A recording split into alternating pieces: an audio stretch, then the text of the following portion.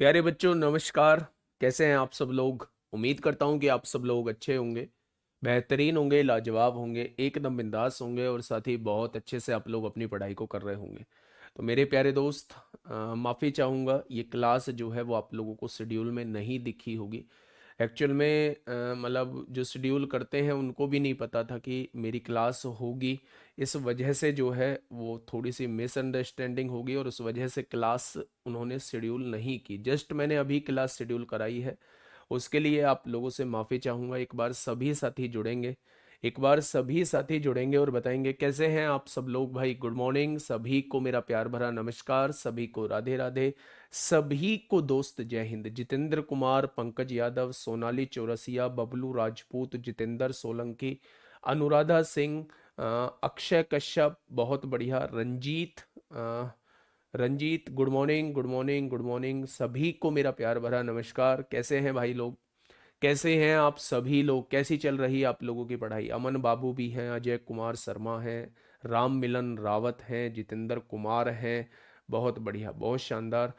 श्रीकेश यादव हैं, विवेक कुमार हैं, प्रकाशनी मौर्य हैं, देवव्रत हैं, आर्यन भारद्वाज, अमन शुक्ला, गोपाल विराट, रोहित चौधरी, रविंद्रनाथ, मेघा सिंह, राज गुप्ता, सभी का स्वागत, सभी का स्वागत। तो मेरे प्यारे दोस्त, शुरू करते हैं अपना कार्यक्रम। सबसे पहले हम लोग 2D के कुछ क्वेश्चंस को कर लेते हैं, उसके बाद एक बहुत छुटकू सा चैप्टर, बहुत छोटा सा चैप्टर पॉलीगन हम लोग खत्म करेंगे।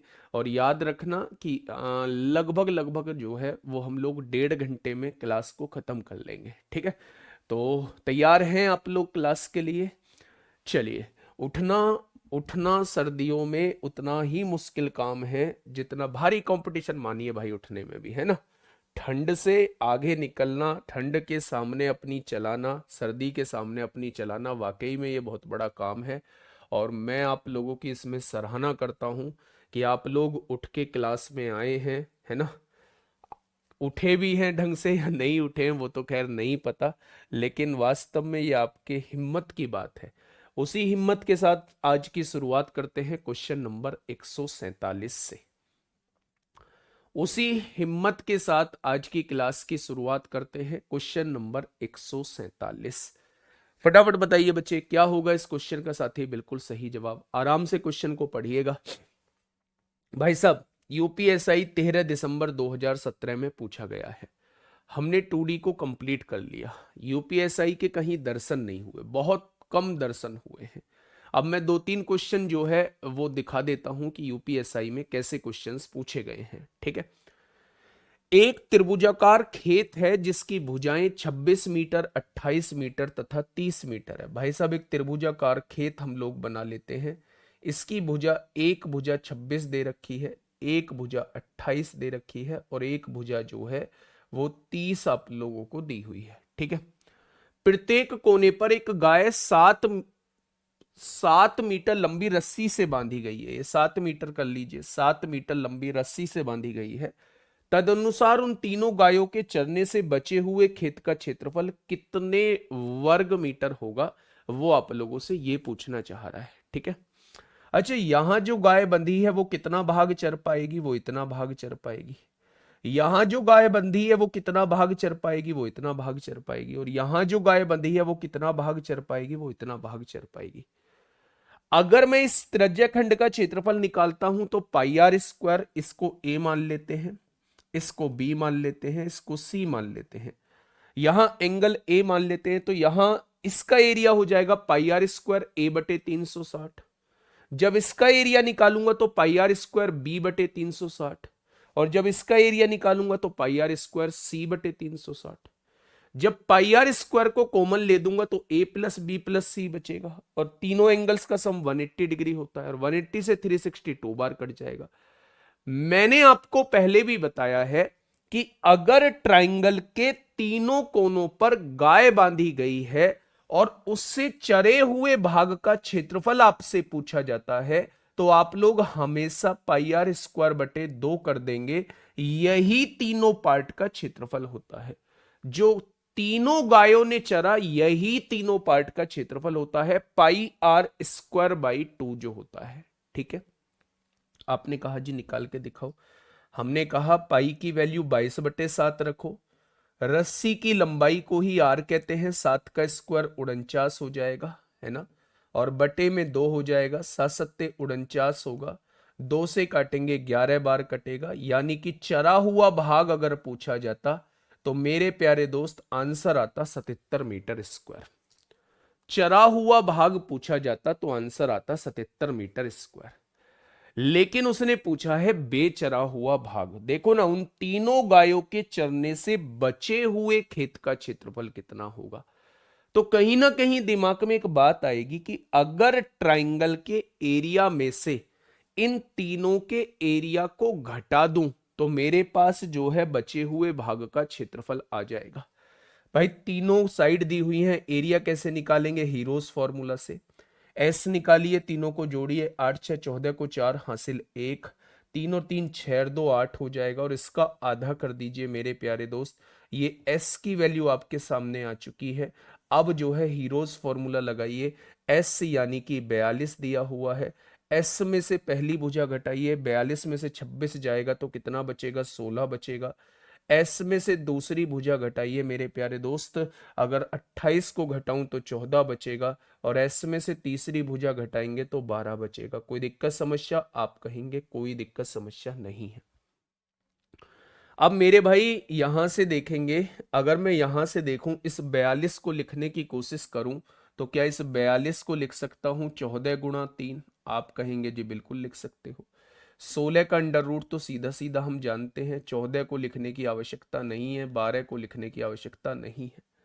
अगर मैं आपसे कहूं 2/14 का वर्गमूल 1/14 हो जाएगा, 12 तिया 36 का वर्गमूल 6 हो जाएगा, और 16 का वर्गमूल 4 हो जाएगा। हो जाएगा क्या? तो अगर मैं आपसे पूछूं भैया 14 छिंग 84 चौक कितना होगा, तो ये पूरे ट्राइंगल का एरिया आपके सामने आ जाएगा, जो कि 4 चौक 16 को 6 हासिल 1, 8 चौक 32 और 1 33 हो जाएगा। मेरे प्यारे दोस्त अगर वो आपसे पूरे ट्राइंगल का एरिया पूछता है तो मेरे प्यारे भाई ये पूरे ट्राइंगल का एरिया आपके सामने आ जाएगा। अगर वो गायों के द्वारा चरे हुए भाग का क्षेत्रफल पूछता है तो वो 77 आ जाएगा, और अगर वो बेचरा हुआ भाग पूछता है तो 77 को इसमें से घटा देंगे, 16 में से 7 जाएगा तो 9 आएगा। Option number B is the correct answer. Option number B इस क्वेश्चन का साथी बिल्कुल सही जवाब हो जाएगा। दिमाग में बात आई, आपने कहा जी बहुत अच्छे से आ गई। मतलब मैंने बहुत सारे क्वेश्चन आप लोगों को करा दिए हैं, कल भी कराए थे, स्क्वायर के कोने पर भी गाय घोड़े बांधे थे, मैंने चरा हुआ भाग भी आपसे पूछा था, मैंने बेचरा हुआ भाग भी पूछा था। अब मैंने आपके सामने ट्राइंगल के कोने पर भी घोड़े बांधे हैं और गाय बांधी है, और मैंने आपसे ये पूछा है, ठीक है, कि भाई साहब चरे हुए भाग का क्षेत्रफल 77 मीटर स्क्वायर होगा और बेचरे हुए भाग का क्षेत्रफल जो है वो 259 होगा। पूरे ट्राइंगल के एरिया में से चरे हुए भाग के क्षेत्रफल को घटा दो, बेचरे हुए भाग का क्षेत्रफल आपके सामने आ जाएगा। ठीक है भैया जी, बहुत शानदार। नेक्स्ट क्वेश्चन ये पूछा गया है भैया जी यूपीएसआई 2017 में, बोलिए। सवाल बनते हैं जो आप करा रहे हैं यूट्यूब, आप सभी यूट्यूब पर डर लगता है, यूट्यूब पे डरना क्यों है, हमसे ऊपर थोड़ी ना कोई सवाल बनाता है?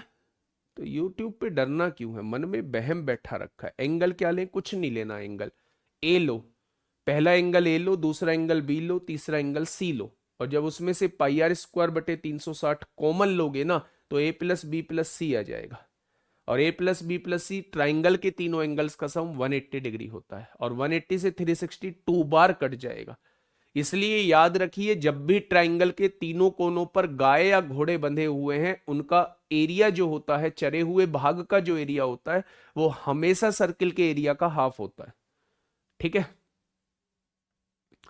बताइए भैया क्या होगा इस क्वेश्चन का बिल्कुल सही जवाब।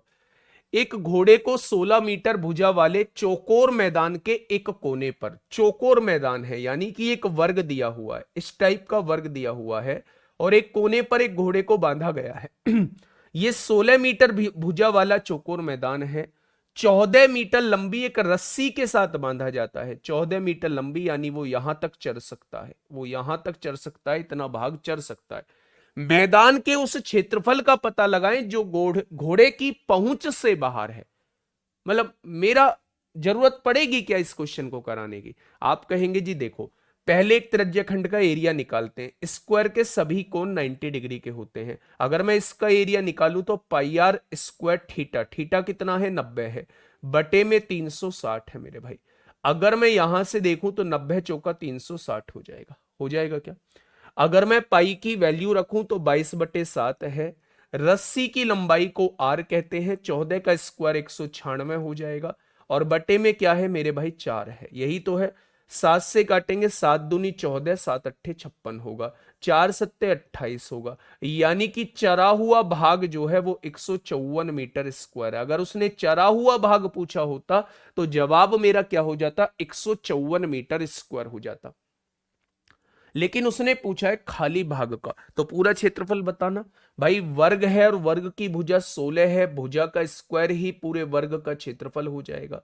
अगर उसमें से चरा हुआ भाग आप लोग घटा देते हैं तो मेरे भाई बेचरा हुआ भाग आपके सामने आ जाएगा, जो कि 102 मीटर स्क्वायर होगा, जो कि 102 मीटर स्क्वायर होगा। कोई दिक्कत समस्या? यहां से वो कुछ भी पूछे, यहां से अगर चरा हुआ भाग पूछता है तो 154 मीटर स्क्वायर होगा, और यहां से अगर बेचरा हुआ भाग पूछता है, यानी इसका क्षेत्रफल पूछता है, इस वाले का क्षेत्रफल पूछता है, तो पूरे के क्षेत्रफल में से इसका क्षेत्रफल घटा दो, इस वाले का क्षेत्रफल आपके सामने 102 आ जाएगा। ठीक है जी, आगे बढ़ जाए तो आप कहेंगे जी आगे बढ़ जाइए। आइए मेरे प्यारे दोस्त, इस क्वेश्चन की तरफ आइएगा। क्या कहना चाह रहा है क्वेश्चन? क्वेश्चन नंबर 149 आप लोगों के सामने है। जल्दी से बताइए दोस्त, क्या होगा इस क्वेश्चन का? साथी बिल्कुल सही जवाब। और पॉलीगन में भाई साहब इतना जबरदस्त मजा आने वाला है आप लोगों को। केवल 4 से 5 फॉर्मूले हैं, उन पर डिपेंड है पूरा का पूरा पॉलीगन। पूरा का पूरा पॉलीगन उन पे डिपेंड है। मैं ये कह रहा हूं कि आप 20-25 क्वेश्चन जो है वो 20-25 मिनट में ही कर डालेंगे। ज्यादा बड़ी क्लास थोड़ी ना है मेरे प्यारे दोस्त। ठीक है, तो मूड फ्रेश हो जाएगा थोड़ा सा सुबह सुबह मैथ्स को पढ़ के। हम लोगों को मेरे प्यारे दोस्त दिसंबर में 3D को भी कंप्लीट करना है। आज 21 तारीख है, कल 22 तारीख से हम लोग 3D को स्टार्ट करेंगे। बहुत आराम से हम लोग 3D को ख़त्म कर लेंगे, और जैसे ही 3D ख़त्म होगी विनायक 2.0 की समाप्ति हो जाएगी, है ना, समाप्ति हो जाएगी। और फिर केवल केवल प्रज्ञान बैच का सिलेबस जो है वो रह जाएगा। ठीक है दोस्त, चलिए बहुत शानदार। आइए क्वेश्चन की तरफ आइए। जब एक समबाहु त्रिभुज की प्रत्येक भुजा की लंबाई में 4 इकाइयों की वृद्धि की जाती है। नजारा कुछ ऐसा है, पहले जो इसकी भुजा थी वो ए थी, और अब भुजा a+4 कर दी है, मतलब 4 इकाई की वृद्धि करती है। ठीक है, बहुत बढ़िया। अगर उसने ये कहा है क्षेत्रफल में 16√3 इकाइयों की वृद्धि होती है, तो मेरे भाई क्षेत्रफल होता है √3/4 भुजा का स्क्वायर। अगर अब वाले क्षेत्रफल में से पहले वाले का क्षेत्रफल घटा दूं तो मेरे प्यारे दोस्त क्या बढ़ा हुआ क्षेत्रफल आ जाएगा। और कितना बढ़ा है? 16√3 बढ़ा है। मैं आपसे क्या कहना चाह रहा हूं? मैं आपसे यह कहना चाह रहा हूं कि एक इक्विलेटरल ट्राइंगल है, एक समबाहु त्रिभुज है। अगर समबाहु त्रिभुज में मैं आप लोगों से यह कहूं कि एक भुजा ए दी गई है, उसकी भुजा में 4 यूनिट की वृद्धि की है, तो क्या मेरे प्यारे दोस्त a+4 हो जाएगी? अगर बड़े वाले के क्षेत्रफल में से छोटे वाले का क्षेत्रफल घटा दूं तो क्या बढ़ा हुआ क्षेत्रफल आ जाएगा? बस मैंने वही किया है, √3/4 कॉमन ले लिया, बड़ी हुई भुजा के वर्ग में से छोटी हुई भुजा के वर्ग को घटा दूंगा तो ये बढ़ा हुआ क्षेत्रफल हमारे सामने आ जाएगा। √3 से √3 कट गया है मेरे प्यारे भाई, 16 चौका 64। अच्छा, ये a+b a-b बन रहा है आपके सामने। अच्छा आप मत करो, a+b के होल स्क्वायर से खोल दो, ये a² हो जाएगा, ये +b² हो जाएगा, +2ab यानी 8a हो जाएगा, यहां -a² है, और ये 4 डिवाइड में है, इधर आके मल्टीप्लाई में हो जाएगा, 16 चौका 64 हो जाएगा। तो आपने कहा बिल्कुल ये कट गया क्या, तो आपने कहा बिल्कुल कट गया। अगर ये 16 इधर जाएगा तो माइनस में हो जाएगा, 64 में से 16 जाएंगे तो 48 बचेंगे, और यहाँ 8 दे रखा है, तो भुजा कितनी आ जाएगी, 6 आ जाएगी। मूल त्रिभुज की प्रत्येक भुजा की लंबाई वो आपसे पूछना चाह रहा है, तो जवाब क्या आ जाएगा, 6 यूनिट आ जाएगा। क्या हो जाएगा, जवाब क्या आ जाएगा, 6 यूनिट आ जाएगा। ठीक है भाई, आसान सा क्वेश्चन था, तो ये यूपीएसआई 2017 में आपसे पूछा गया है। नेक्स्ट क्वेश्चन आपके सामने है, ये रहा मेरे प्यारे भाई क्वेश्चन नंबर 150। क्वेश्चन नंबर 150 आपके सामने है, फटाफट मुझे बताइए। इतनी प्रैक्टिस देख रहे हो, 150वां क्वेश्चन चल रहा है, वेटेज कम है, 150वां क्वेश्चन चल रहा है मेरे भाई, है ना। तो प्रैक्टिस तो हम लोग जबरदस्त तरीके से करने वाले हैं।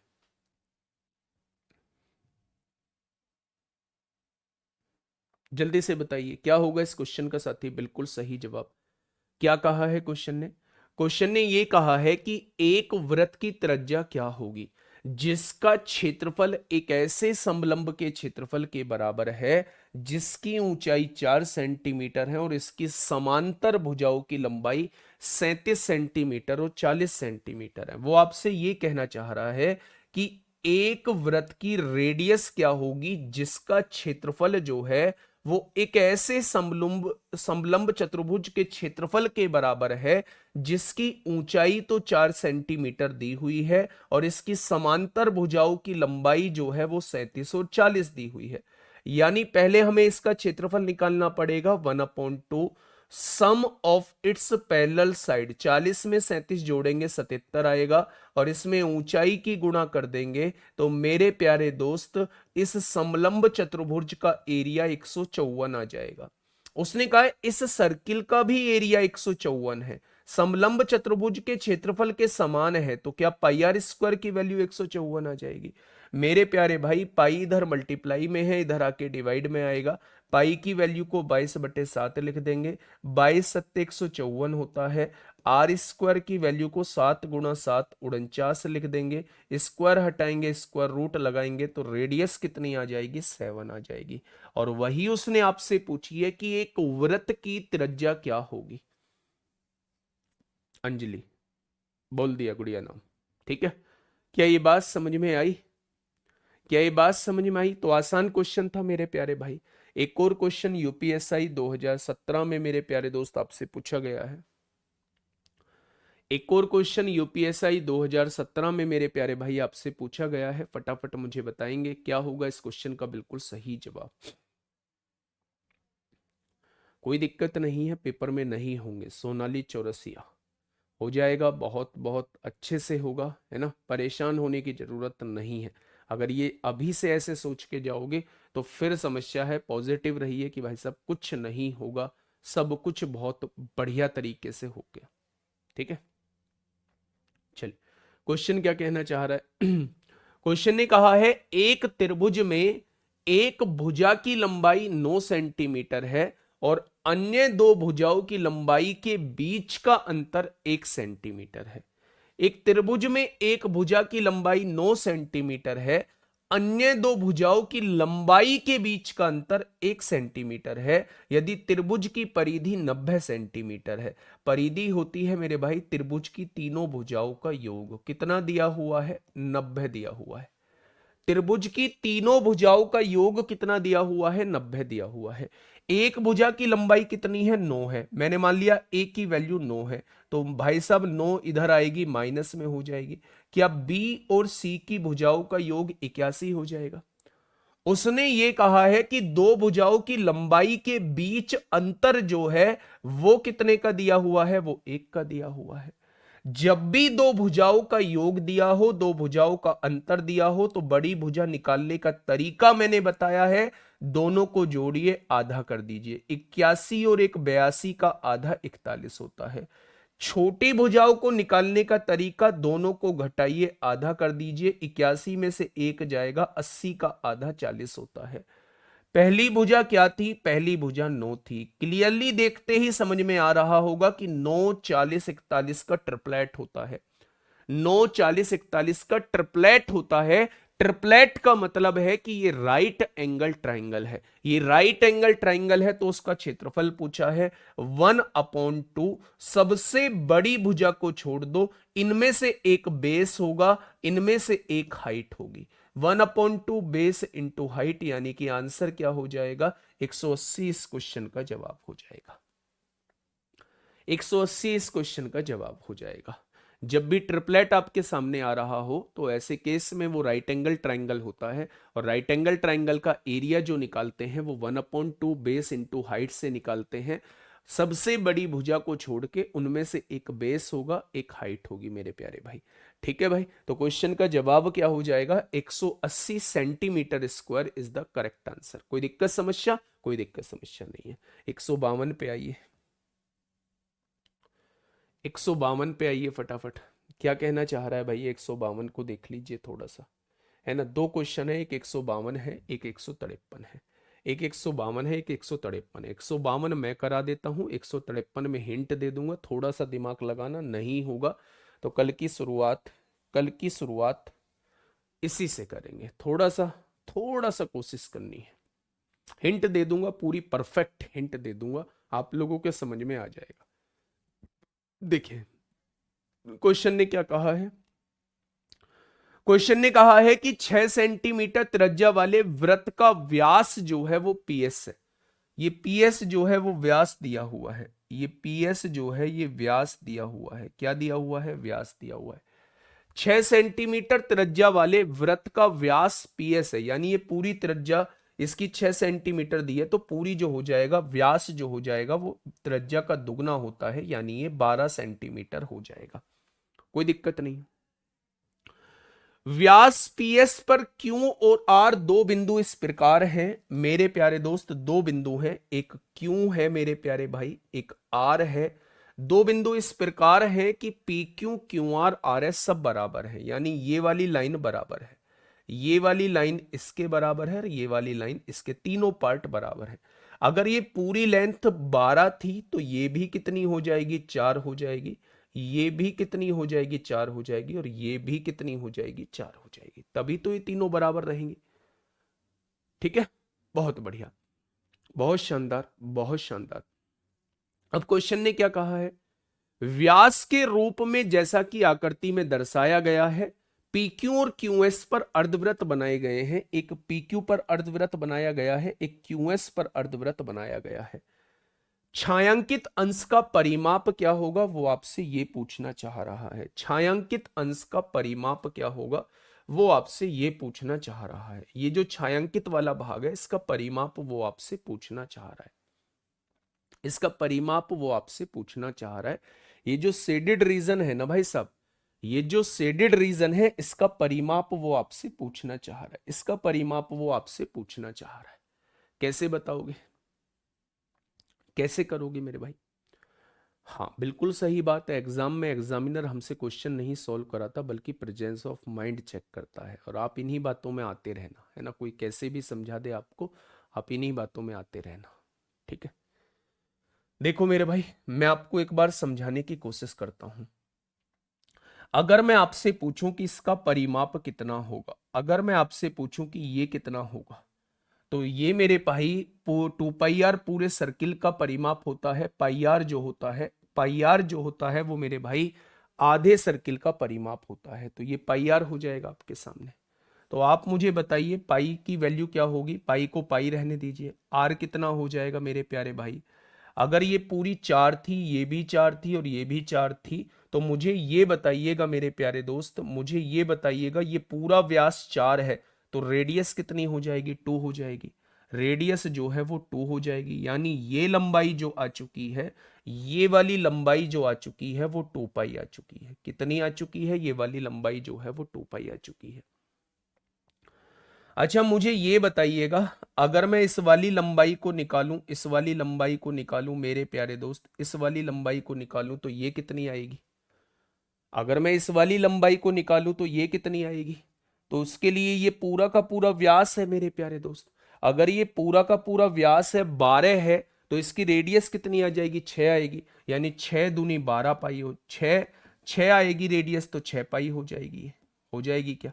अगर मैं आपसे कहूं कि ये कितना हो जाएगा ये वाला, तो ये अर्धवृत्त ही तो है। अगर मैं आपसे कहूं कि ये पूरा व्यास 12 सेंटीमीटर था, तो आधी रेडियस कितनी हो जाएगी 6। आप जानते हैं पाई आर जो होती है इस वाले की लंबाई होती है, परिमाप होता है, तो क्या ये 6 पाई आ जाएगा? तो आपने कहा जी बिल्कुल आएगा। अच्छा मुझे ये बता सकते हैं ये कितना आएगा? तो आप कहेंगे जी 4 भाग इधर निकल गया, ये 8 है। 8 अगर व्यास है तो रेडियस कितनी हो जाएगी? 4 पाई हो जाएगी। ये कितना हो जाएगा? 4 पाई हो जाएगा। होगा या नहीं होगा? तो आपने कहा जी बिल्कुल हो जाएगा। अगर मैं आप लोगों से ये कहूं, अगर मैं आप लोगों से ये कहूं कि 2 पाई ये था, 6 पाई, 6 पाई, 8 पाई, 4 पाई, 12 पाई हो जाएगा। और 12 पाई की वैल्यू जब हम रखेंगे तो 22/7 रख देंगे।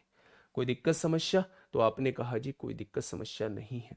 तो 12 दूनी 24 को 4 हासिल लगे 2, 12 दूनी 24 और 2 26 हो जाएंगे, 264/7। यानी कि 7 तिया 21 होगा। कितना बचेगा? 21 और 5 26 होगा, 7 सत्ते 49 होगा, 5 बचेगा 37 सही 5/7 हो जाएगा। 37 सही 5/7 इस क्वेश्चन का जवाब हो जाएगा। क्या ये मेरी बात समझ में आई?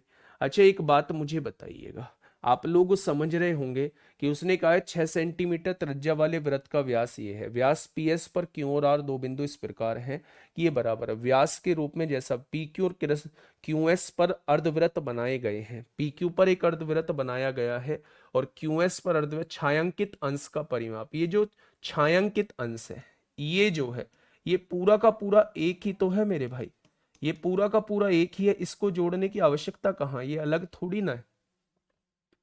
आपने इस भाग का निकाल लिया, आप छायांकित भाग का निकाल रहे हैं, यानी इस पूरे का एरिया निकाल रहे हैं, इस पूरे का एरिया निकाल रहे हैं मेरे भाई, इस पूरे का एरिया निकाल रहे हैं। आप बीच वाले को काउंट नहीं कर रहे हैं, ये अलग थोड़ी ना। छायांकित भाग का आपसे परिमाप पूछना चाह रहा है, तो छायांकित मतलब बाउंड्री की वैल्यू आपसे पूछना चाह रहा है, ये अलग थोड़ी ना।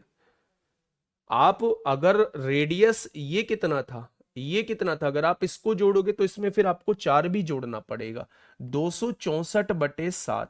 इसमें आपको फिर कितना जोड़ना पड़ेगा? इसमें आपको 4 भी जोड़ना पड़ेगा अगर आप इसको जोड़ते हो। ये इसमें है थोड़ी ना। उस केस में 7 चौक 28 आएगा, 64 में 264 में 28 जोड़ेंगे मेरे प्यारे दोस्त, और बटे में 7 जोड़ेंगे तो 8 4 12 को 2 हासिल 1, 6 2 8 और 1 9, 292/7 आएगा उस केस में। लेकिन आप देखिए तो सही, ये बाउंड्री है थोड़ी ना, ये बाउंड्री है थोड़ी ना। इस शेडेड पार्ट का आपसे पेरीमीटर पूछा है, तो इस शेडेड पार्ट का मतलब आपको ये बस पूरा ही निकालना है।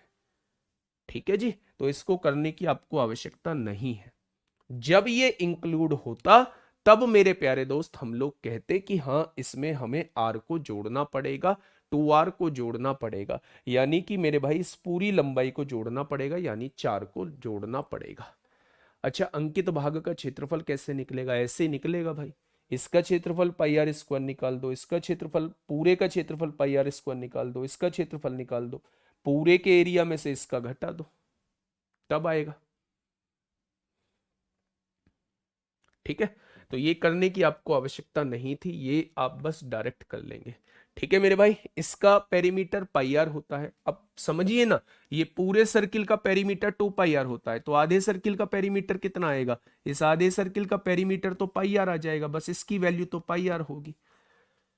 पाई आर निकालिए, पाई रेडियस कितनी है? पूरी 4 है तो रेडियस 2 हो जाएगी, 2 पाई आ गया इसका। ऐसे ही इस बड़े वाले का निकालिए, रेडियस कितनी है? 6 पाई, 6 पाई आ जाएगा इसका। ऐसे इसका निकालिए, इसकी कितनी है? ये पूरी 8 है तो 8 का आधा रेडियस 4 हो जाएगी, 4 पाई आ जाएगा। सबको जोड़ दीजिए, 2 पाई, 6 पाई और 8 पाई। पीक्यू इसलिए नहीं जोड़ा है, आप देखिए पीक्यू को जोड़ने की आवश्यकता कहां है? पेरीमीटर मतलब बाउंड्री, ये सारी फिगर एक ही तो है, यही तो हम लोगों को जोड़नी होगी मेरे प्यारे दोस्त, यही तो हम लोगों को जोड़नी होगी मेरे प्यारे भाई। बन गई इमेज? ठीक है, चलिए, पेरीमीटर पेरीमीटर है मेरे भाई, ये तो हमें जोड़ना होगा। ये बाउंड्री आ रहा है इस शेडेड पार्ट की, ये बाउंड्री है तो इसको जोड़ना पड़ेगा। ठीक है, ये क्वेश्चन आपके सामने है, मैं आपको हिंट दे देता हूं। एक समबाहु त्रिभुज सभी वृत्त जिनकी त्रिज्या 10 सेंटीमीटर है को परिगत करता है।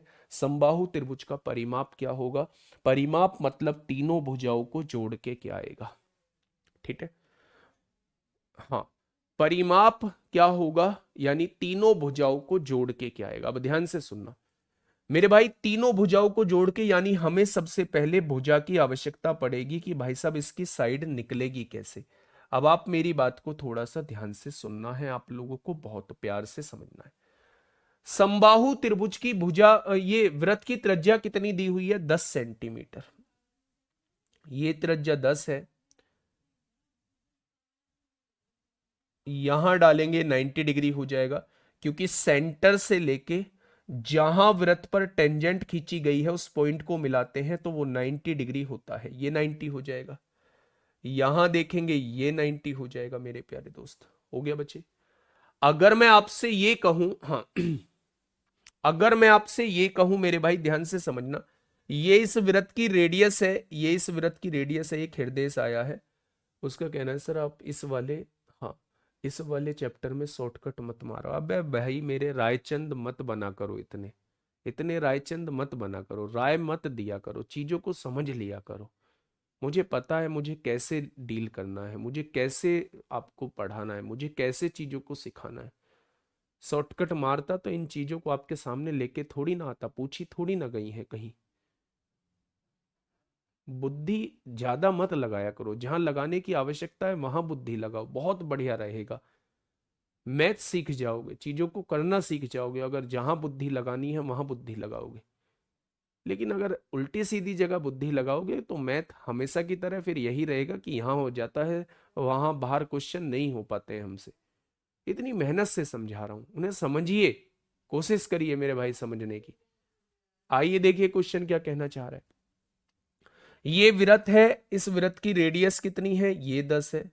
अगर मैं आपसे कहूं रेडियस, ये पूरा व्यास हो जाएगा इस वृत्त का, तो रेडियस का दुगना 10 दूनी 20 हो जाएगा। ये क्या है, ये रेडियस है मेरे भाई, सेंटर से लेके यहां तक की डिस्टेंस ये रेडियस होती है, तो ये 10 हो जाएगा।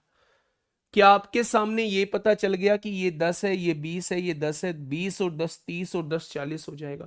आपको ये पता चल चुकी है कि त्रिभुज की यहां से यहां तक की भुजा जो है वो 40 आ चुकी है।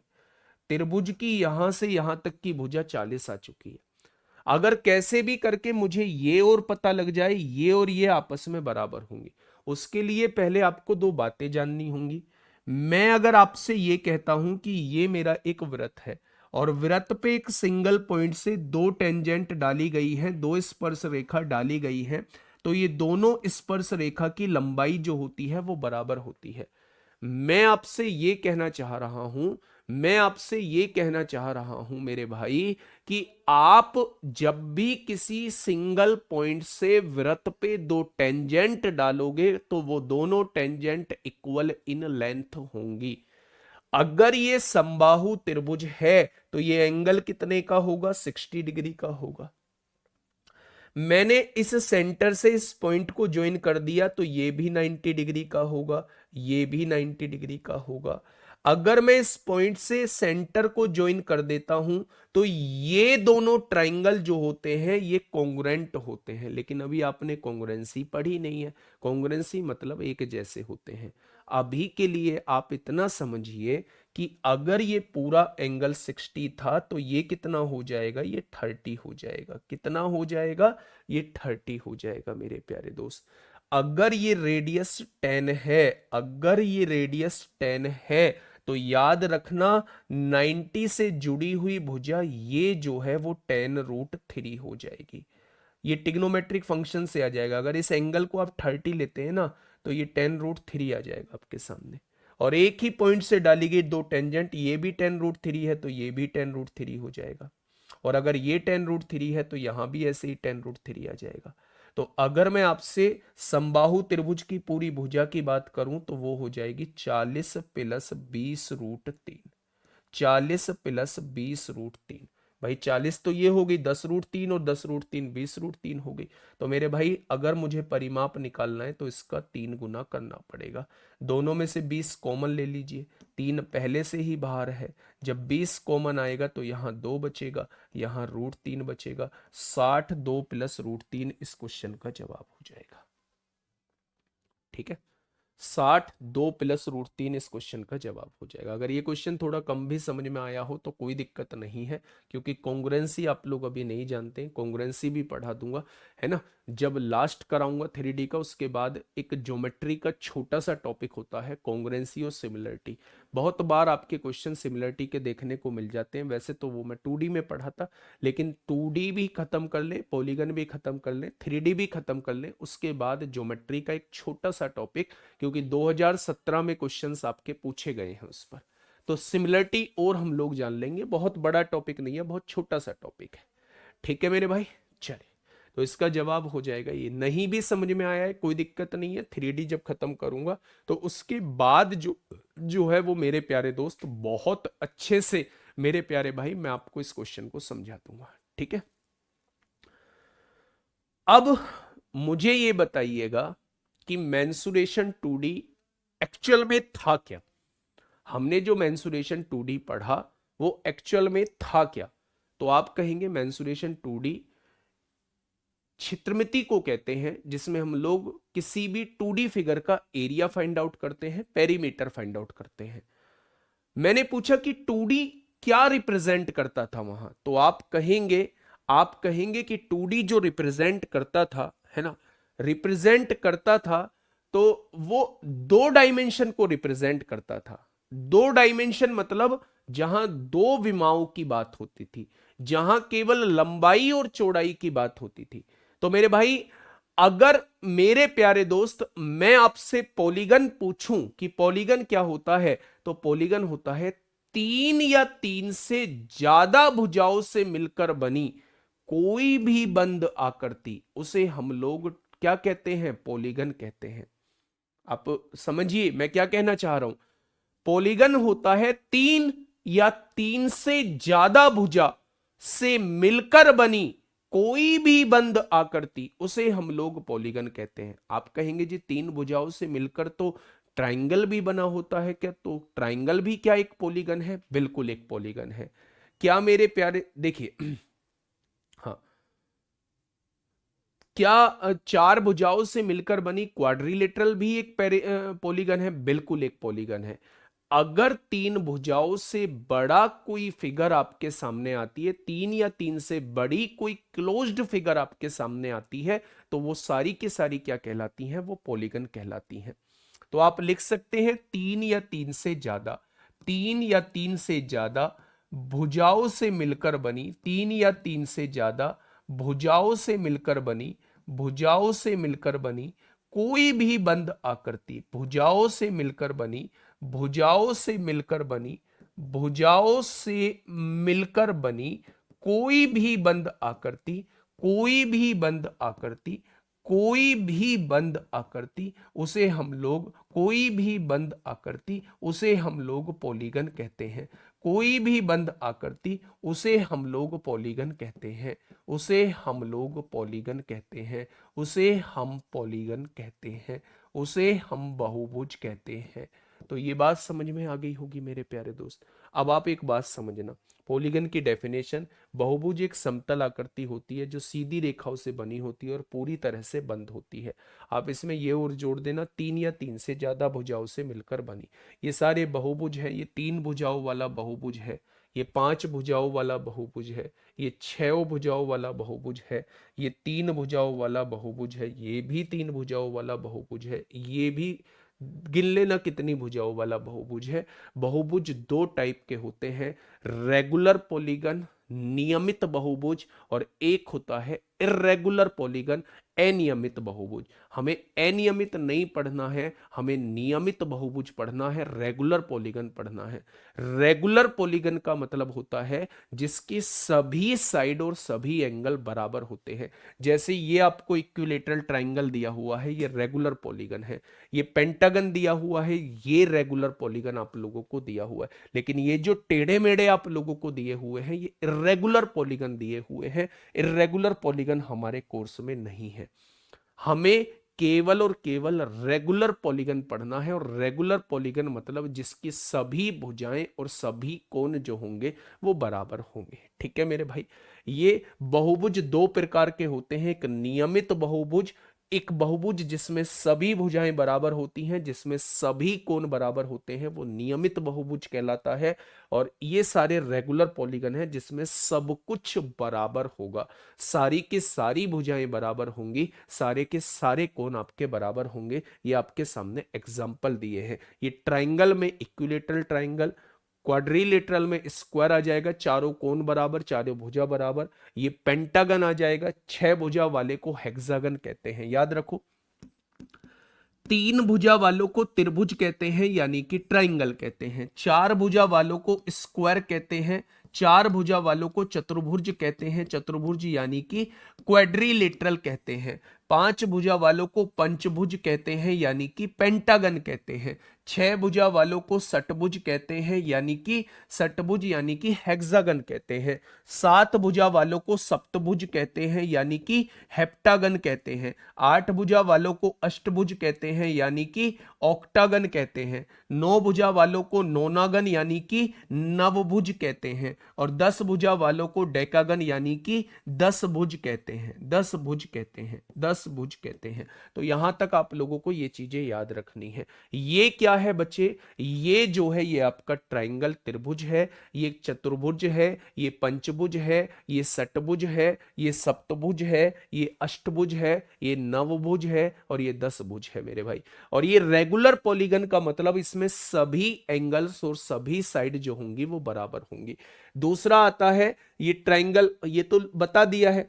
3 साइड वाले को ट्राइंगल कहते हैं, 4 साइड वाले को स्क्वायर या क्वाड्रिलेटरल आप लोग कह सकते हैं। स्क्वायर मत लिखिए, क्वाड्रिलेटरल लिख लीजिए। Pentagon, hexagon, heptagon, octagon, नोनागन, decagon. 11 side वाले को हेन डेकागन बोलते हैं। 12 साइड वाले को दो डेकागन बोलते हैं, डू डेकागन बोलते हैं। तो ये इसको थोड़ा सा आप लोग याद रखिएगा, ठीक है मेरे भाई। अनियमित क्या होते हैं, जिसमें कुछ भी बराबर नहीं होता है, हमें नहीं पढ़ना है। जिसमें कुछ भी बराबर नहीं होता है हमें नहीं पढ़ना है, हमें नहीं जानना है। अब मेरे प्यारे दोस्त यहां से थोड़ा सा अब चीजें आती हैं आपके सामने। मान लीजिए ये एक बहुभुज आपके सामने दिया हुआ है, ये एक बहुभुज आपके सामने दिया हुआ है। ये रहा मेरे प्यारे दोस्त एक बहुभुज, पेंटागन आपके सामने दिया हुआ है। ये जो अंदर के कोण होते हैं ये सारे ये इंटीरियर एंगल कहलाते हैं, ये वाले इंटीरियर एंगल कहलाएंगे, ये सारे इंटीरियर एंगल कहलाएंगे, अंतः कोण कहलाएंगे। ये जो बाहर कोण है, इस लाइन को बाहर बढ़ा दिया, ये जो बाहरी कोण आपके सामने बन रहे हैं ये सारे बाहरी कोण कहलाएंगे, बाहरी कोण कहलाएंगे। क्या कहलाएंगे? बाहरी कोण। अब आप याद रखना इस लाइन के ऊपर ये पूरा एंगल कितने डिग्री का होता था? 180 डिग्री का। इसे ही स्ट्रेट एंगल बोला जाता था। अगर मैं इसका इंटीरियर एंगल और एक्सटीरियर एंगल जोड़ दूं तो क्या इस लाइन के ऊपर पूरा एंगल बन जाएगा? क्या ये 180 डिग्री हो जाएगा? यानी यहां से एक चीज हमें पता चल गई कि किसी भी बहुभुज के इंटीरियर और एक्सटीरियर एंगल को जोड़ के हमेशा कितना आएगा? 180 डिग्री आएगा। आप यहां देख लीजिए, ये इंटीरियर एंगल है, ये एक्सटीरियर एंगल है, दोनों को जोड़ के 180 आ रहा है। ये पूरा एंगल बन रहा है ना।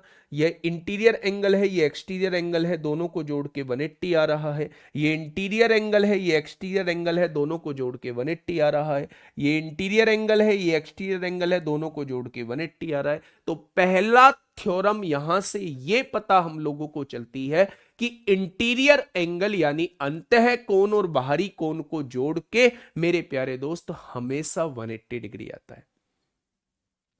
ठीक है, तो यही बात पहली लिखी हुई है कि ये आंतरिक कोण होते हैं, ये बाहरी कोण होते हैं। आंतरिक और बाहरी कोणों का योग हमेशा 180 डिग्री होता है। अब यहां से कुछ क्वेश्चन आपके सामने है, मैं इन फॉर्मूले को आप लोगों को समझा देता हूं, इसमें आपको समझ में आएगा या नहीं वो छोड़िए।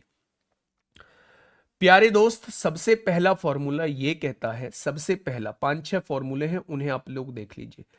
आप आंतरिक और बाहरी कोण को अगर जोड़ते हैं, किसी भी बहुभुज के आंतरिक और बाहरी कोण को जोड़ते हैं तो वो हमेशा 180 डिग्री आता है। मतलब मान लो उसने आंतरिक कोण दिया हुआ है और बाहरी कोण पूछा है, तो आप 180 में से आंतरिक कोण को घटा दीजिए, आपके सामने बाहरी कोण आ जाएगा।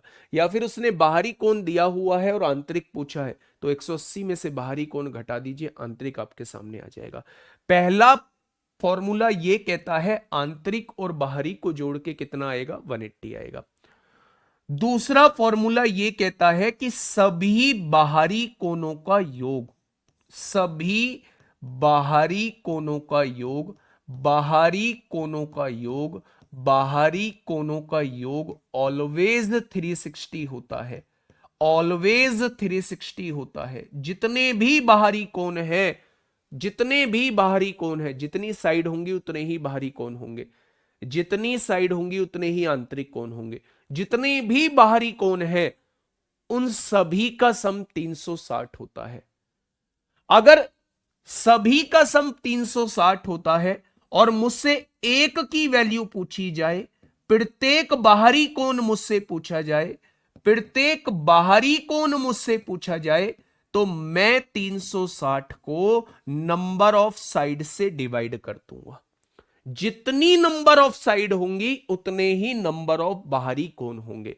अगर सभी बाहरी कोणों को जोड़ के 360 आ रहा है तो एक बाहरी कोण की वैल्यू कितनी होगी, तो 360 को मैं नंबर ऑफ साइड से डिवाइड कर दूंगा तो एक मेरी बाहरी कोण मेरे सामने आ जाएगा।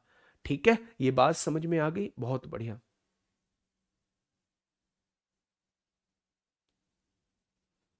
ठीक है, ये बात समझ में आ गई, तो आपने कहा जी ये बात समझ में आ गई। अब आंतरिक कोण के बारे में बात कर लेते हैं। आंतरिक कोणों का योग कैसे निकालते हैं, आंतरिक कोणों का योग कैसे निकालते हैं, इंटीरियर एंगल का सम कैसे निकालते हैं। अगर कभी भी आपसे सभी आंतरिक कोणों का योग पूछा जाए तो याद रखना सभी आंतरिक कोणों का योग जो होता है वो n-2 मल्टीप्लाई 180 डिग्री होता है। n-2 मल्टीप्लाई 180 डिग्री होता है। n क्या होता है, नंबर ऑफ साइड होती है। n-2 मल्टीप्लाई 180 डिग्री सभी आंतरिक कोणों का योग होता है। अगर मैं एक आंतरिक कोण आपसे पूछ लूं तो इसको नंबर ऑफ साइड से डिवाइड कर देना। अगर सभी का योग आपको पता चल गया है, उसे नंबर ऑफ साइड से डिवाइड कर देंगे तो आपके सामने एक आंतरिक कोण की वैल्यू आ जाएगी। बस यही लिखा होगा, आंतरिक कोणों का योग हो गया n-2 मल्टीप्लाई 180 डिग्री। एक समभुज, एक की वैल्यू निकालनी है, नंबर ऑफ साइड से डिवाइड कर दो मेरे प्यारे दोस्त। बहुभुज के बाहरी कोणों का योग 360 होता है, एक बाहरी कोण की वैल्यू निकालनी है तो 360 को n से डिवाइड कर दो। ठीक है, अब यहां पे आपसे विकर्णों की संख्या भी पूछी जाती है, तो जब भी विकर्णों की संख्या आपसे पूछी जाए तो आप इस फॉर्मूले का यूज कर सकते हैं। n इंटू एन माइनस 3/2 ये विकर्णों की संख्या का फॉर्मूला होता है। ये नंबर ऑफ डायगोनल्स होता है। किसी भी बहुभुज के अंदर नंबर ऑफ डायगोनल्स कितने होंगे ये इस फॉर्मूले से निकाल सकते हैं। n क्या होता है, नंबर ऑफ साइड्स होता है। n क्या होता है, नंबर ऑफ साइड्स होता है। भुजाओं की संख्या होती है। n क्या होता है, नंबर ऑफ साइड्स होता है, यानी कि भुजाओं की संख्या होती है। ठीक है मेरे भाई, बहुत बढ़िया। थोड़ा सा आगे चले, ये हो गया बहुभुज के विकर्णों की संख्या हो गया। पहला क्वेश्चन आपके सामने, इसे देखने की आवश्यकता नहीं है, पहला क्वेश्चन आपके सामने। अगले 15 मिनट में आप सब कुछ खत्म कर दोगे इस चैप्टर का। अगले 15 मिनट में आप सब कुछ खत्म कर दोगे इस चैप्टर का। ठीक है भाई, बता फटाफट बताइए।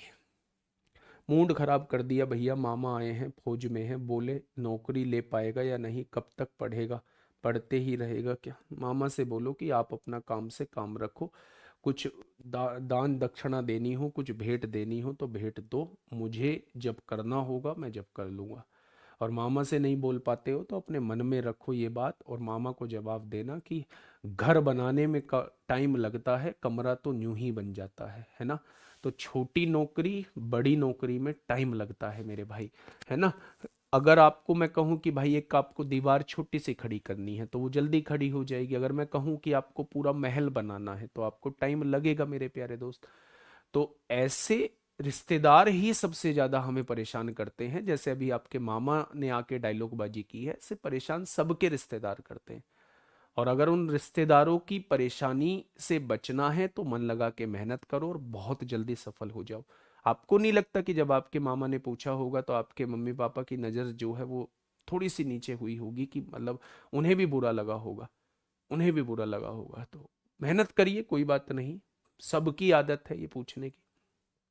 अच्छा, एन मीन्स होता है number of sides, N means होता है भुजाओं की संख्या। अब आइए इस क्वेश्चन पे आइएगा बच्चे। एक सम पंचभुज है, पंचभुज का मतलब होता है भुजाओं की संख्या पांच होगी। पंचभुज मतलब भुजाओं की संख्या पांच होगी। सभी अंतः कोणों का योग कितना होगा? अंतः कोणों का योग का फॉर्मूला मैं कितना बता के आया हूं? अंतः कोणों के योग का फॉर्मूला मैं ये बता के आया हूं। ठीक है, तो n की वैल्यू कितनी है? पांच। पांच में से दो गया, तीन बचेगा। तीन मल्टीप्लाई 180 हो जाएगा। क्या सभी का आंसर 540 आ चुका है? क्या सभी का आंसर 540 आ चुका है? बोलो फटाफट ऑप्शन नंबर बी। बोलो फटाफट ऑप्शन नंबर बी। ठीक है, बहुत बढ़िया, बहुत शानदार। इस क्वेश्चन का जवाब दीजिए बच्चे, क्या होगा इस क्वेश्चन का बिल्कुल सही जवाब? सबके करते हैं, सबके करते हैं। बहुत बढ़िया, जल्दी से बताइए क्या होगा इस क्वेश्चन का बिल्कुल सही जवाब?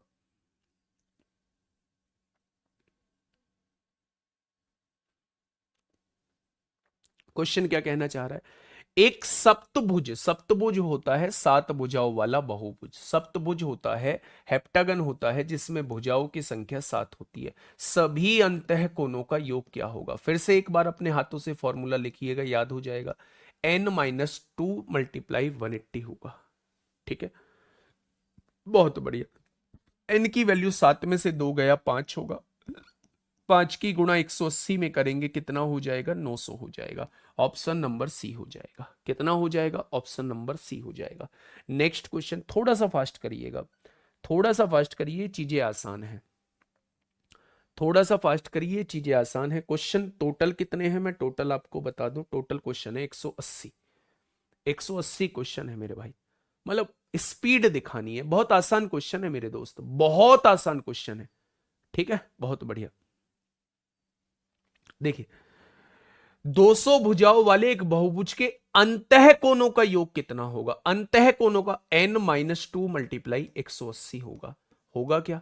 अब आप मुझे ये बताइए, 200 भुजाएं, 200 में से दो गया 198, गुणा में 180। क्या आपको गुणा करने की जरूरत पड़ेगी? आंसर 9 का मल्टीपल होगा। 6 4 10 5 15 3 18, 5 3 8 6 14 4 18, 4 3 7 4 11 6 17 नहीं होगा। 6 3 9 और 5 14 4 18, भैया सारे ही आंसर है।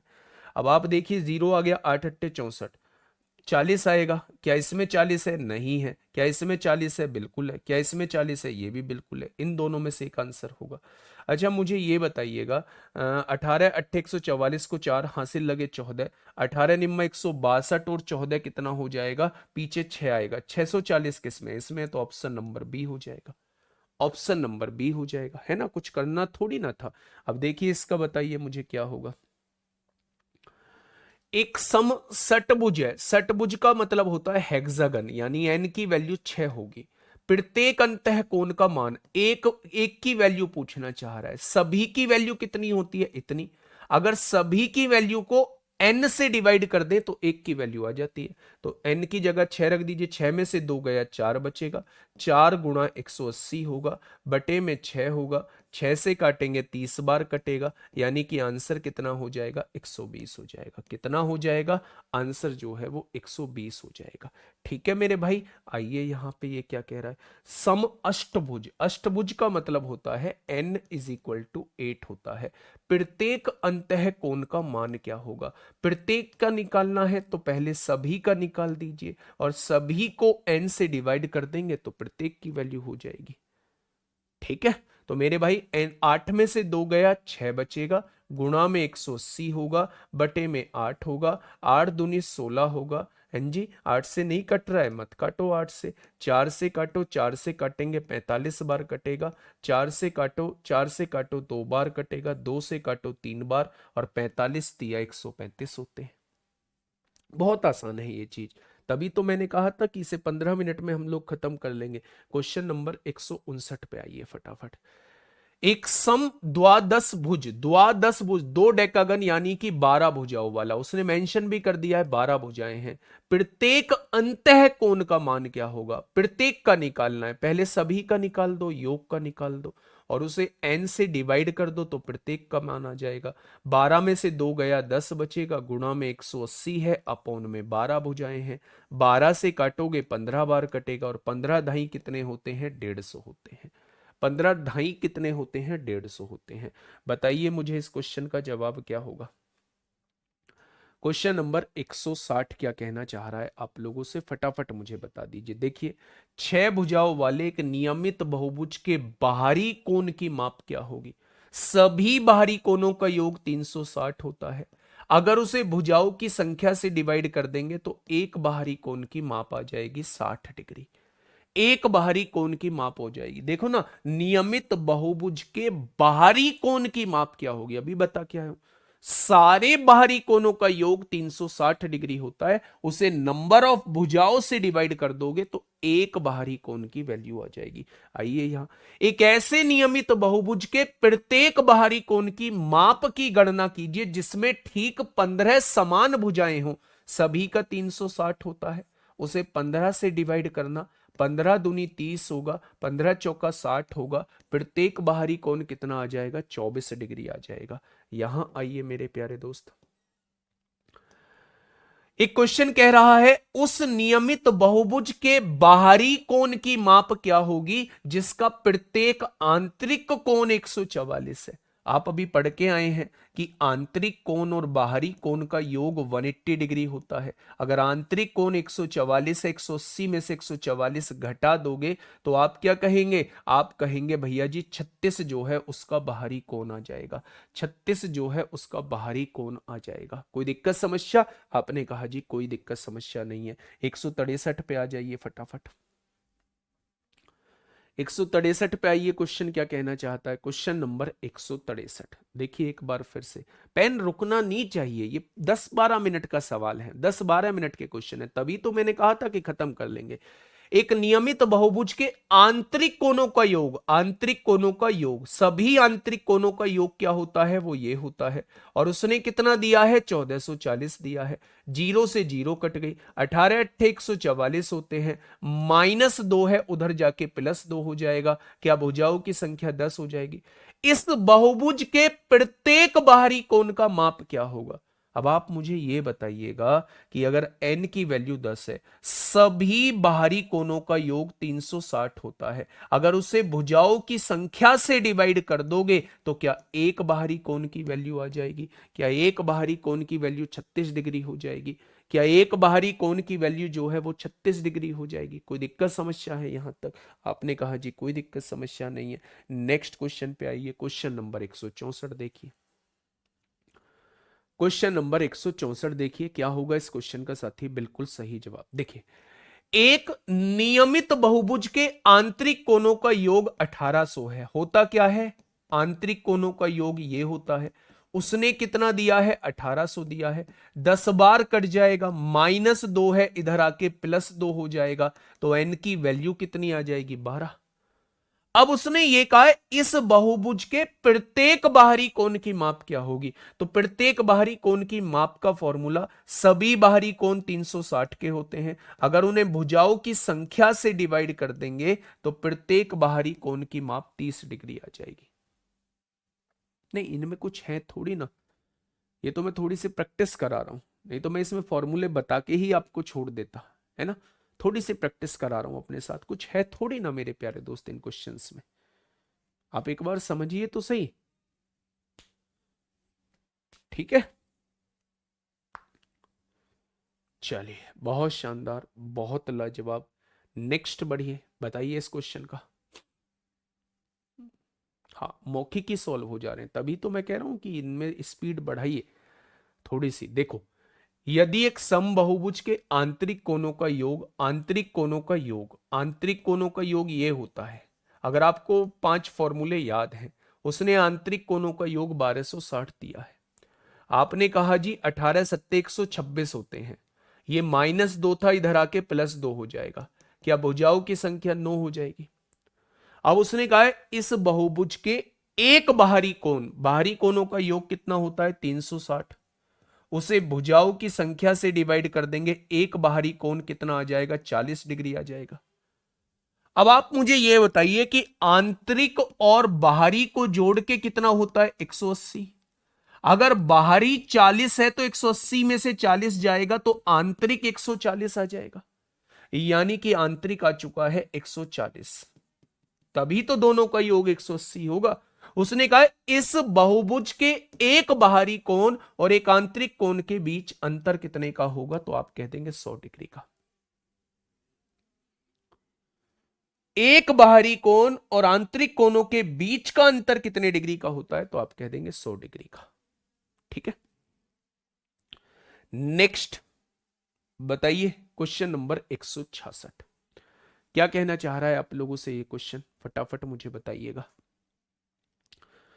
क्वेश्चन ने कहा है एक समबाहुभुज के लिए उसके अंतः कोणों का योग जो है उसके बाहरी कोणों के योग से 100% अधिक है। बाहरी कोणों का योग कितना होता है, 360। 360 से 100% अधिक है, यानी 360 ही ज्यादा है। क्या आंतरिक कोणों का योग 720 हो जाएगा। अच्छा, आंतरिक कोणों का योग होता क्या है, आंतरिक कोणों का योग ये होता है मेरे भाई। तो मेरे प्यारे दोस्त, क्या भुजाओं की संख्या जो है वो 6 आ जाएगी, -2 उधर जाके +2 हो जाएगा। उसने कहा है बहुभुज के प्रत्येक अंतः कोण का मान निकालना है। प्रत्येक अंतः कोण का मान कैसे निकालते हैं, प्रत्येक अंतः कोण का मान कैसे निकालते हैं बच्चा, देखो अंतः कोणों का योग कितना दिया हुआ था, 720 दिया हुआ था। अगर अंतः कोणों के योग को भुजाओं की संख्या से डिवाइड कर दोगे तो प्रत्येक अंतः कोण का मान आपके सामने आ जाएगा 120 डिग्री। ठीक है मेरे भाई, तो मेरे प्यारे दोस्त यहां आपने भुजाओं की संख्या निकाल ली। सबसे पहले उसने ये कहा है बाहरी कोणों का जो योग होता है उससे 100% ज्यादा है। 100% ज्यादा है मतलब उतना ही ज्यादा है। 360 अगर बाहरी कोणों का योग है तो आंतरिक कोणों का योग इससे 360 ही ज्यादा है, यानी 720 है। अब 720 आंतरिक कोणों का योग आ रहा है, उसे आंतरिक कोणों के योग के बराबर लिख दिया, यहां से n की वैल्यू निकाल दी। उसने पूछा है एक आंतरिक कोण बताओ, तो सभी आंतरिक कोणों के योग को अगर भुजाओं की संख्या से डिवाइड कर दोगे तो एक आंतरिक कोण की वैल्यू आ जाएगी। नेक्स्ट क्वेश्चन, ऐसे ही ये क्वेश्चन आपके सामने है, बताइए।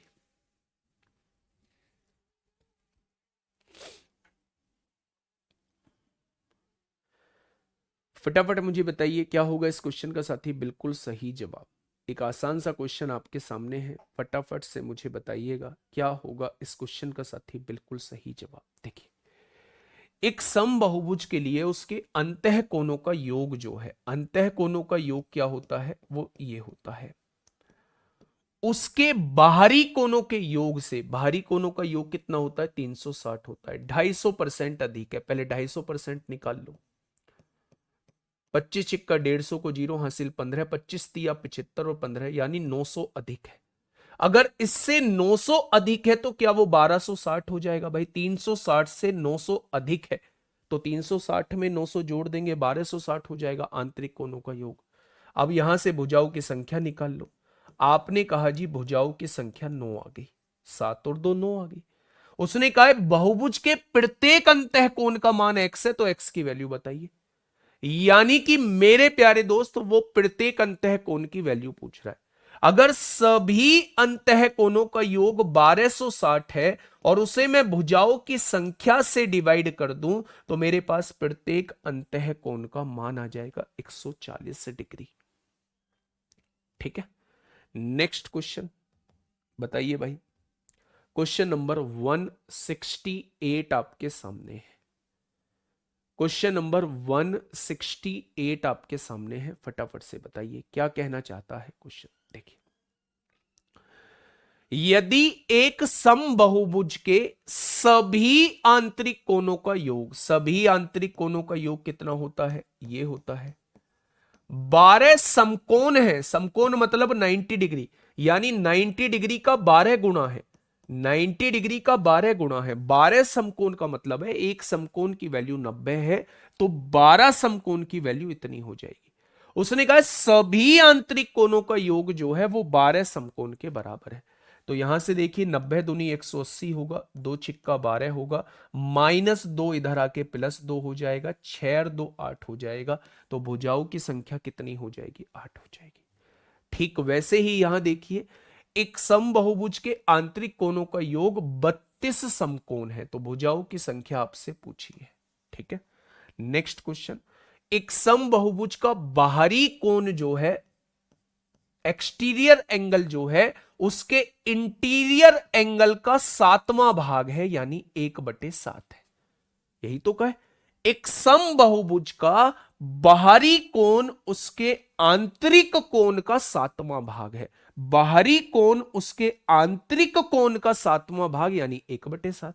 तो आंतरिक कोण इधर आके डिवाइड में हो जाएगा। दोनों कोणों का योग मेरे हिसाब से 8 होता है। उसके हिसाब उसने 8 दिया है। दोनों कोणों का योग 180 डिग्री होता है। आंतरिक और बाहरी कोणों का योग 180 डिग्री होता है। तो एक पार्ट की वैल्यू कितनी हो जाएगी? इतनी हो जाएगी। तो एक्सटीरियर एक ही पार्ट दिया है। क्या ये बाहरी कोण आपके सामने आ चुका है? उसने कहा इस बहुभुज में कितनी भुजाएं हैं। अगर बहुभुज में आपसे भुजाएं पूछना चाह रहा है तो सभी बाहरी कोणों का योग 360 डिग्री होता है। अगर उसे प्रत्येक बाहरी कोण से डिवाइड कर दोगे, अगर सभी बाहरी कोणों के योग को प्रत्येक बाहरी कोण से डिवाइड कर दोगे तो आपके सामने भुजाओं की संख्या आ जाएगी, यानी कि भुजाओं की संख्या 16 आ चुकी है। कितनी आ चुकी है मेरे भाई? 16 आ चुकी है। ठीक है, क्लियर हुई बातें? बहुत बढ़िया, बहुत शानदार। नेक्स्ट ये देखिए मेरे भाई, क्वेश्चन नंबर 171 और ये लास्ट क्वेश्चन होगा। इसी के जैसे 6-7 क्वेश्चन आपके बचेंगे, उन्हें एक बार आपको देखना होगा। ठीक है, एक सम बहुभुज का एक बाहरी कोण और एक अंतः कोण, बाहरी कोण और अंतः कोण का रेशो दिया है 1/8। क्या मेरे प्यारे दोस्त दोनों कोणों को जोड़ के 9 आ रहा है, लेकिन दोनों का योग 180 होता है, यानी एक की वैल्यू 20 हो जाएगी। अगर एक की वैल्यू 20 है तो बाहरी कोण कितना आ गया? 20 आ गया। बहुभुज की भुजाओं की संख्या, सभी बाहरी कोणों के योग को एक बाहरी कोण से डिवाइड कर दीजिए तो आपके सामने भुजाओं की संख्या कितनी हो जाएगी? 18 हो जाएगी।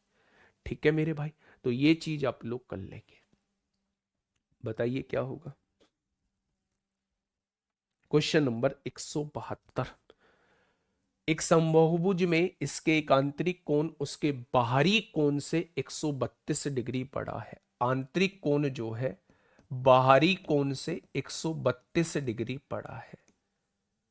अब आप मुझे बताइए, मैं जानता हूं कि आंतरिक कोण और बाहरी कोणों का योग कितना होता है? 180 डिग्री होता है। ठीक है, अगर आंतरिक कोण की जगह में लिखना चाहूं तो E + 132 लिख सकता हूं। यहां पहले से ही E मौजूद है, बराबर 180 हो जाएगा। 132 प्लस में है, इधर आके माइनस में हो जाएगा, ये 48 बच जाएगा। E और E 2E हो जाएगा, यानी कि बाहरी कोण 24 डिग्री आ चुका है। अगर मेरे प्यारे दोस्त सभी बाहरी कोणों के योग को एक बाहरी कोण से डिवाइड कर दूं तो मेरे प्यारे दोस्त भुजाओं की संख्या 15 हो जाएगी। भुजाओं की संख्या कितनी हो जाएगी? 15 हो जाएगी। ठीक है मेरे भाई, 12 भुजाओं वाले एक बहुभुज में कितने विकर्ण होते हैं? विकर्णों की संख्या पूछना चाह रहा है। n × n-3/2 लगा देना। भुजाओं की संख्या 12 है, n की वैल्यू 12 है। 12 में से 3 जाएगा, 9 बचेगा, बटे में 2 हो जाएगा, यानी कि 54 विकर्ण हम लोगों को बनाने होंगे। 54 विकर्ण जो है वो हम लोगों को बनाने होंगे। ठीक है, एक 10 भुज और एक 60 भुज के विकर्णों की संख्या के बीच अंतर क्या है? 10 भुज मतलब n × n-3/2, n की जगह 10 रखना। 60 भुज मतलब n × n-3/2, n की जगह 6 रखना। दोनों के विकर्ण निकालना, दोनों के बीच डिफरेंस पूछना चाह रहा है, दोनों के विकर्णों के बीच अंतर कितना आएगा। आंतरिक कोण का माप दिया है, इसके विकर्णों की संख्या। अगर आंतरिक कोण 140 है तो बाहरी कोण 40 हो जाएगा। अगर एक बाहरी कोण 40 हो चुका है तो 360 को 40 से डिवाइड करेंगे तो भुजाओं की संख्या 9 हो जाएगी। और अगर भुजाओं की संख्या आपके सामने है तो विकर्णों की संख्या n × n-3/2 हो जाएगी। कैसी लगी क्लास एक बार जरूर बताइएगा। 5 क्वेश्चन आपके लिए होमवर्क है, कोई रिकॉर्डिंग क्लास नहीं है। ये टॉपिक बहुत आसान टॉपिक होता है, इसमें मैंने इतने क्वेश्चन करा दिए वो बहुत है। बाकी इसमें फॉर्मूले बताता भी और तब भी आपको होमवर्क दे देता, तब भी आपका काम चल जाता। ठीक है, तो आज के लिए इतना ही है। कैसी लगी क्लास जरूर बताइएगा मेरे प्यारे दोस्त। जहाँ समझाने भरी चीज़ें थी वहाँ मैंने चीज़ें समझाई हैं, जहाँ क्वेश्चन डायरेक्ट हो रहे थे वहाँ क्वेश्चन डायरेक्ट मैंने किए हैं। ठीक है, उम्मीद है कि ये सारी चीज़ें समझ में आई होंगी। रेनू नाम ले दिया, अरुण कुमार नाम ले दिया, हृदय कुमार, नाराज नहीं हूँ, है ना, बिल्कुल भी नाराज नहीं हूँ। ठीक है, बहुत बढ़िया। घर में रहते हुए भी हो जाएंगे अगर घर में माहौल है पढ़ने का, है ना। बहुत बढ़िया जी, बहुत शानदार, बहुत लाजवाब। आज के लिए इतना ही, ध्यान रखिए अपना। Okay, tata, bye bye.